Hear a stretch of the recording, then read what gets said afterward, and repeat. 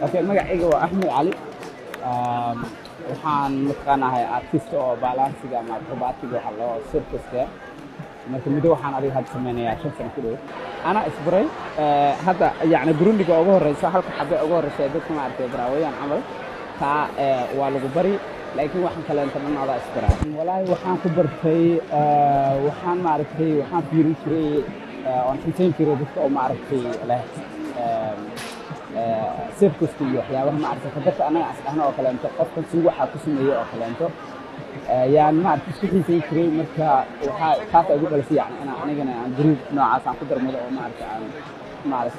ترينين أدق أو ما أعرف عن عادي مرة قاعدة وأدق هاي أو ما أعرف وأنا أهدى أصير تقول واحد رتين أو برسمتي ما أعرف أسميه يدق أول يمكن نحاول هو بديجة لكن وقتي أو ما أعرف ويكند أو خلنا تعمل وقتي أنا أو وقتي هيو يعني حسنا أنا كسبت اللي جو ستريت شوز أو خلنا mararka qaar aniga kuwa kale artistayaal kale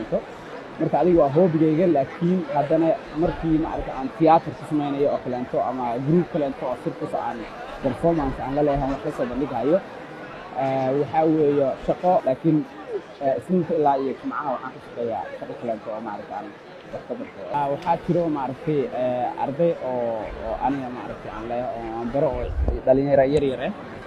marka ardaydaas waxa weeyo ilaa adiga 10 bay gaarayaan inta waxa sii dheer waxa jiro anaga Soomaaliyeedna ma jiraan laakiin dadkan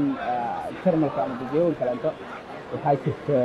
ciyaalka ayaga iskuulka aaday waxay si sameeyaan waxyaabaha ay xiiseeyaan ilmaha Soomaaliyeed kubada noqoto marka workshop wax la dhaho oo adiga aad 10 siinaysa 2 saacadood 3 saacadood iyo marka ay soo dalbanayaan 2 saac ama 3 saacadood ma aragtay show ma aragtay ayaga aad wax ku baraysaa soo bandhigi